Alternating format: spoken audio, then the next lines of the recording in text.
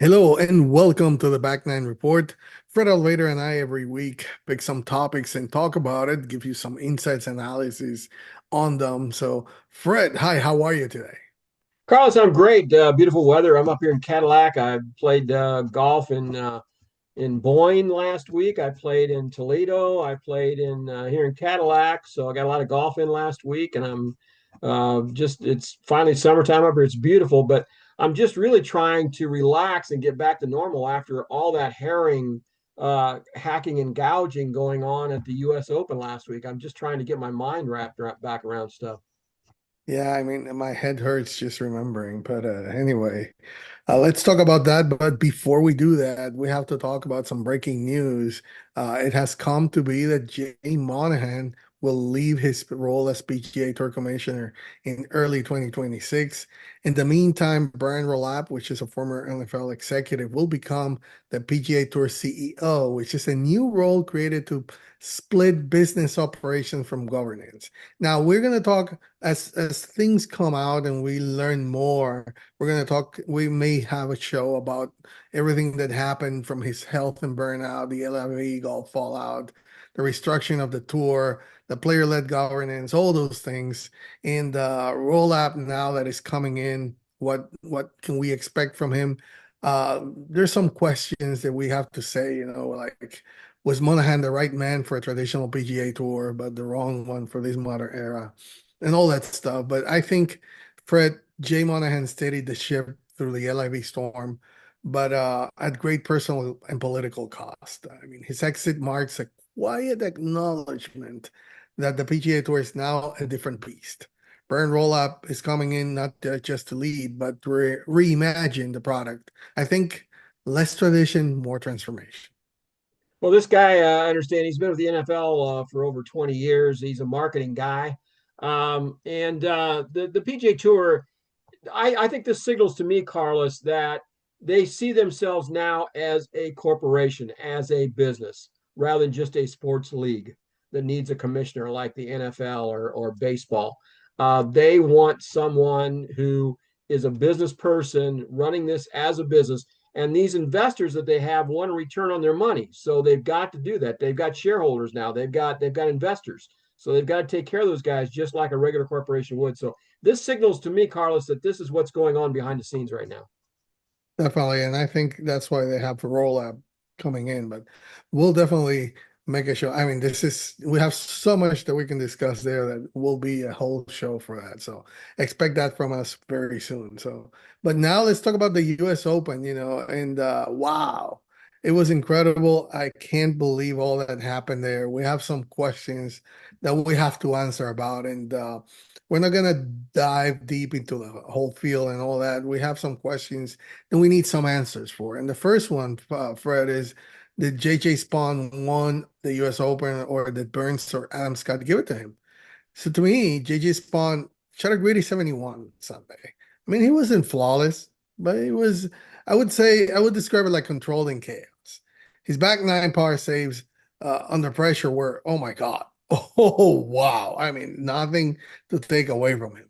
Uh, Sam Burns started Sunday with the lead, but then he imploded 75, including a double M15. We're going to talk a little bit more about him. Adam Scott made key mistakes late.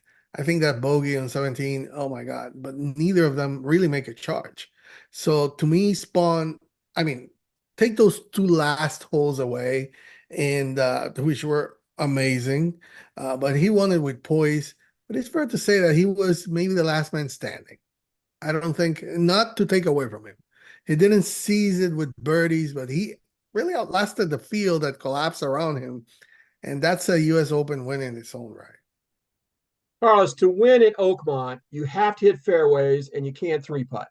Okay. That's exactly what he did. He got bad breaks on the front nine. He was among the lead, around the lead all week. To me, he played the best of anybody all week long. He was hitting fairways, hitting greens, and putting quite well. Those long putts are treacherous. You've got to play to the fat part of the greens there and then take your long putts. You've just got to keep from three putting. So I thought he did that fantastic. And the breaks he got on the front nine on Sunday were unbelievably bad.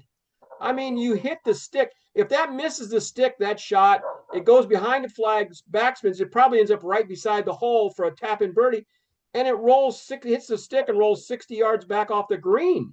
That's just totally ridiculous to me. Totally ridiculous. So you know, and bogey after bogey after bogey after five bogeys on the front nine. Most guys would have kind of folded their tent right there and gave up, right? And even though he had played the best over the 4 days, that those bad breaks really put him back in a bad hole. So during that rain delay, which really helped him in the long run, he kind of hit the reset button, came out with a calm, confident attitude, and regained the form that had put him into the lead. So the answer to the question, Carlos, is that unbelievable drive on 17 to set up the birdie and that long made putt at the last. JJ Spawn won this Open, Carlos. Yeah, Burns and Scott didn't play well on Sunday, but JJ Spawn won this. You can't take it away from him. We can't. And just a quick question on him before we move on to our next questions is, after he missing out on the players with that Rory McIlroy, and now this is like a vindication from him. He's been playing really well. Can we expect more from JJ Spawn? I mean, after this, it looks like we are going to get some more from him. Well, the loss to Rory in that playoff at the Players, that was a tremendous learning experience from him. He used that knowledge of being nervous in the moment of how to control himself in this U.S. Open. That was a tremendous effort, and that was a tremendous learning experience for him. Definitely. I think this was confidence builder for him. And now I think he should be sky high. But we'll see. I think we're gonna have to start looking at JJ Spawn. If he starts rolling some wins or at least getting in the leaderboards, it's gonna be really good to see another person coming up. But what are our thoughts on the USGA setup at Oakmont? Ooh, well, I would say that Oakmont live up to its monster reputation. The USGA didn't just test skill, they tested mental endurance, especially when you come to see it was a 5.5 inch rough. There were greens that were rolling 14 plus on the stimp meter, narrow fairways, and rain softened lies that made flyers and mud balls frequent. And some praised the challenge as, what a US Open should be. Others said that was borderline unfair with no opportunity for creativity from the players. My take is, Fred, this wasn't a setup that rewarded great golf. It punished even good golf. At times, it felt more like a survival course than a major championship, and that takes away from it. Oakland is historic, but the line between tough and unreasonable was crossed more than once this weekend. I thought we might disagree on this a little bit, Carlos. I thought you would be more for the tough love kind of thing, but I thought it was absolutely ridiculous. I thought it was ridiculous going into it. It's just typical USGA. I don't like it. This is nothing new. I think the USGA has gotten too far from reality with these nearly unplayable setups.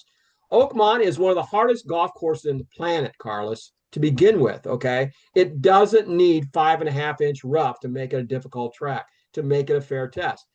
They did 2.5 inch rough or even 3 inch would have been fine. Okay. That would have been plenty. 5.5 inches, that's just absolutely ridiculous. 14 greens that run over 14. Who does that? Who absolutely does that? Nobody. Okay. But I can live with that. That's one thing that you can do. But I conversely, I'm not a fan of the 30 under par like we saw from Scotty Scheffler or when he won the event in Fort Worth a couple weeks ago. But this Oakmont setup was totally ridiculous. It's just a bunch of old USGA blue blazer, khaki pants, golf shoe, golf hat guys sitting back and saying, "Let's make these guys suffer. Let's go." It's just absolutely ridiculous. For me, Carlos was really unwatchable. Early in the week, Thursday, Friday, I could only take little brief bits of it because I just thought how stupid this whole thing is. So I'm not a fan. I'm going to go into it more later on a couple other questions. So I'm going to stop right there for right now. So that segues into the next questions, which is, do we enjoy seeing the best players in the world struggle with bogeys, doubles, and others. The drama, yeah, I like drama. Who doesn't? But entertainment is subjective, right? Sunday looked more like a carnage report than a shootout. Fans enjoy a good fight, but when even the best ball strikers can't hold greens or avoid three putts, I mean, it risks being feeling like this is maybe bad luck ruling the leaderboard. It looks like we're playing. This leads to lesser known winners, not always a ratings boost. So, Fred, I really like a battle, but not a bloodbath. I want to see players make brilliant saves, not just avoid disaster. And for casual fans, which are the ones we want to get here and get them to watch more, watching pros struggle like amateurs doesn't really exactly make them rush to the tee box. Oh, I want to do that. No, they want to see those great shots and try to implement them in their game. They're not getting that. Keegan Bradley, I think, said it best in a post-round interview. These are the best golfers in the world. They play strategic golf with precision every day. The USGA setup with the difficult rough takes a measure of strategy out of the equation. It simply makes hitting the fairways and not three putting the primary focus of this tournament. The USGA, to me, Carlos, seems to be getting worse instead of better. The only two courses they don't seem to mess with much is Pinehurst number 2 and Pebble Beach. Why don't they just leave Oakmont alone? It's difficult enough as it is. I mean, it's a 150 slope just for the regular membership, right? Or 155 or something. It's unbelievably difficult. They would have had the winning score would not have been, it would have been under 10 under. It would have been between one under and 10 under, even if they wouldn't have had, if they had just had 2.5 or 3 inch rough. Okay. Then it would have been playable, and you'd have brought a lot of other guys in. It would have been much more exciting. 5.5 inch rough. And then you throw the rain on top of there, the wet conditions, especially on Sunday, and them wanting to get this tournament in on Sunday, it just became a disaster to me. Not really. I mean, but the USGA, will they learn from this? I don't think Yeah. so. They'll Yeah. continue to say, this is what we do and this is how it's going to be. So tough luck for them. Now, another thing happened. Should Sam Burns have been granted relief? Let's talk about that. The key moment for the ones who don't remember. Sam Burns' ball settled on the edge of standing water, but the USGA ruled it was not in the water, so no free relief. So it led to a double bogey and essentially ended his chances. So the rule hinges on whether the ball is touching the water, not just surrounded by it. So technically, okay, technically the USGA might have been correct, but it lacks common sense. But when do they have common sense? That's When it's that's clear, Go ahead. yeah, when it's clear the area is waterlogged, denying relief on a technicality really doesn't just hurt Burns, it makes the game look overly rigid and unfair. So how do you expect the fans to react to that? I mean, you just take one player out, his chances were gone after that. So really, technically good, but not a common sense. Totally, totally unfair ruling. One of the worst rulings I've ever seen in golf. It was obviously water lane, or you could see it on TV. There was a pond all around. And Carlos, anytime, any tournament I've ever played in, the rule is if you walk up and water squishes up around your shoes, even though it's not showing on top of the ground, if it's squish, that's casual water. You are allowed a free drop from that to a place where it's on more solid ground, where it's not wet. That was obvious case. He touched the ground, the water would fly up. It's obvious that that was casual water, that it should have been a temporary water rule. And I looked this up, Carlos. I even looked up the USGA rules. It's under Rule 16 under abnormal conditions. That the if your ball is in water puddle anywhere except in a penalty area, and even if you stand beside your ball and water oozes up around your shoes, that's cause for a free drop.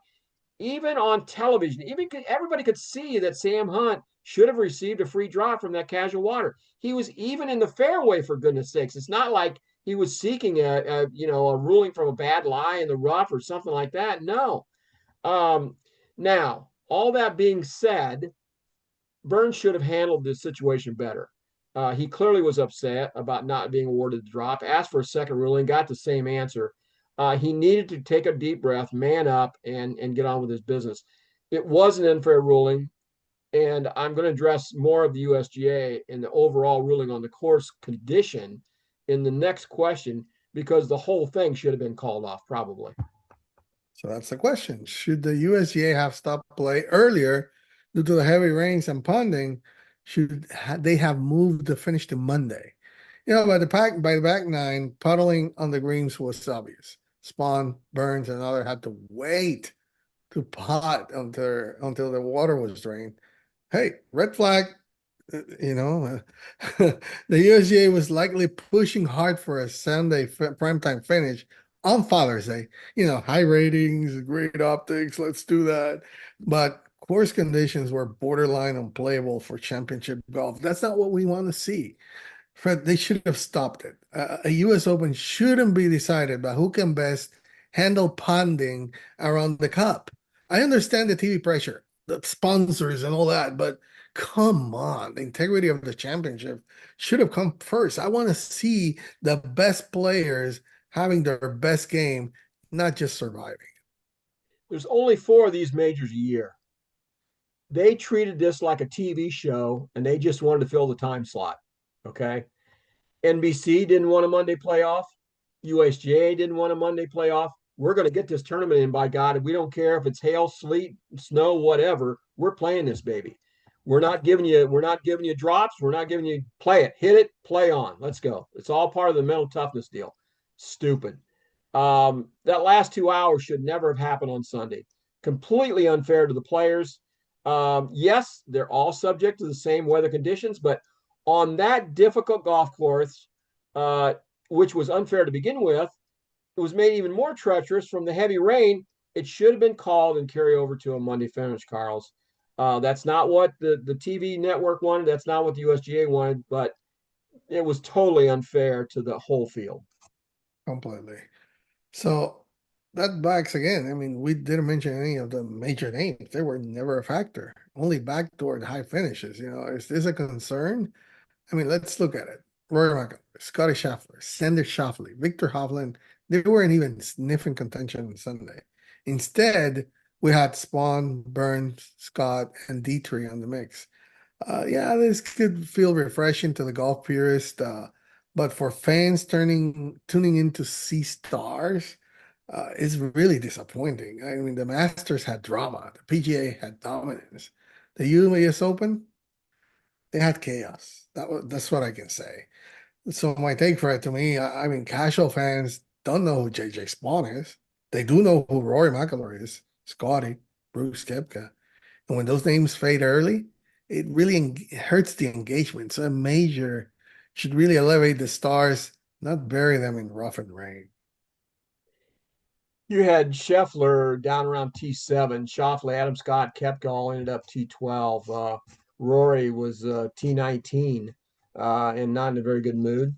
Um, Jordan Spieth, Morikawa, Patrick Reed, all T23. Bryson DeChambeau, Tommy Fleetwood, Shane Lowry, Justin Rose, Justin Thompson, all missed the cut, Carlos. These are top flight players. These are not just, some rummies from off the street here. Uh, I will say that Bryson had no one to blame but himself. With his length, he could have been hitting 3 irons off the tees. He did not need to hit driver. Even on 500-yard par fours, he can hit a 3 iron down there, 280 or whatever, and still get it to the green fine. But no, he kept hitting that driver, hitting in that tall rough, trying to advance the ball. And then when you hit it in the rough, you got to just get it out back into the fairway. You can't be trying to hit it down there 150, 200 yards. It ain't going to happen. And he just kept putting himself in more and more trouble up around the greens. So he just compounded his problems. And if you noticed, Scheffler and JJ Spawn, if they hit it in the rough, they chipped it back out to where they had to play to the green. They at least got their third shot on and then had a putt to try and make par or take their bogey and move on.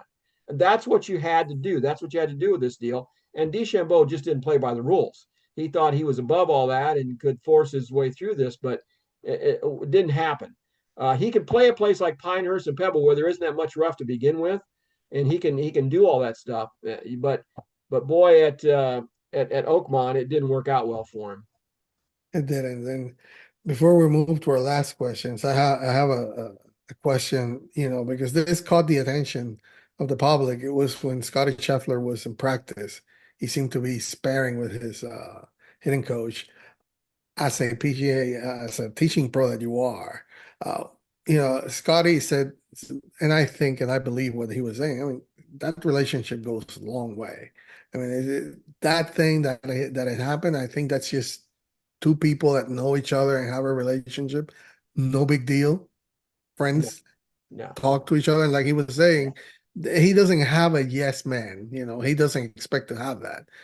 What's your take on that? Really, was it really such a big thing? From your standpoint, from the teaching standpoint, what No, would no you say? deal. No deal at all. They have a 20-year relationship. They're as close almost as father son. Okay.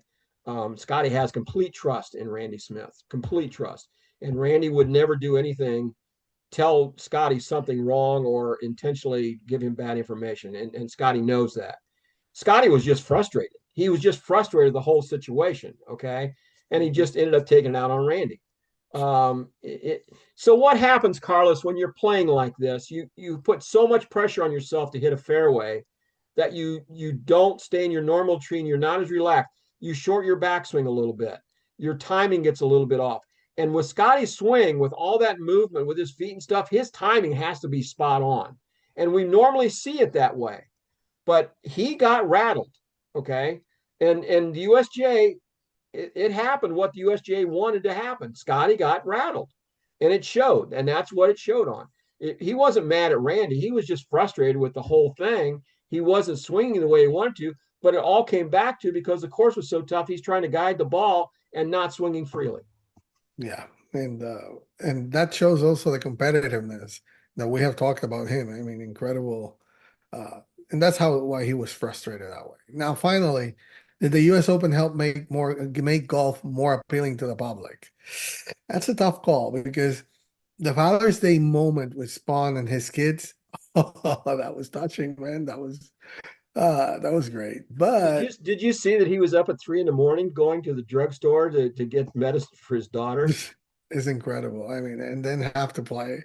Oh man, that's just that one of the storylines that should have been big time promoted there. But the rest of the broadcast to me felt more like an episode of Survivor Oakmont Edition, than a sporting event. For That's a good title. beginners, I like that. I'm going to use that. I like that. so, the beginners and the weekend warriors seeing pros card doubles and struggle to break 75 might be intimidating, not inspiring. Fred, I'm not sure a muddy mess at Oakmont makes a 20 handicapper think, you know what? I think I should take up golf. No, it doesn't. The course was iconic. The finish was emotional, but did it grow the game? I doubt it, Fred. I really doubt it. I agree with you 100%, Carlos. Any casual golfer that watched U.S. Open at Oakmont is thinking this does not look like fun. It was grueling, unfair, and nearly unwatchable. I do not understand why the USGA wants to come across promoting golf in such a manner. Next year, the U.S. Open returns to Long Island and Shinnecock, site of one of the most unplayable opens that ever contested, which was won by Corey Pavin. I can't wait to see how they screw up that iconic golf course this time. So, yeah, that's the USGA. One more thing before we get away here, Carlos. I listened to a joint interview with Johnny Miller and Jack Nicklaus there at Oakmont, who both won U.S. Opens at Oakmont. And they both said the same thing: keep the ball out of the rough. If you happen to hit it, just get it out. Don't try to do too much and avoid three putts. That's exactly what JJ Spawn did, and he won. Seems simple enough, but boy, it's hard to do.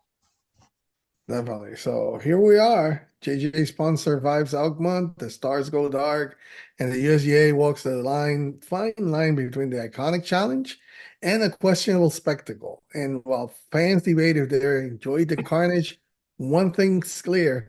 Golf is booming like never before, and the sport's next chapter is already unfolding in the PGA Tour boardroom. So with Monahan on his way out and a media savvy CEO coming in, expect big changes to how we watch and experience the game. So thank you for joining us on the Back Nine Report. Hit subscribe if you haven't already. And we'll be back next week with more insight, more stories, and more from the fairway screens and drama in between. Until then, stay in the short grass.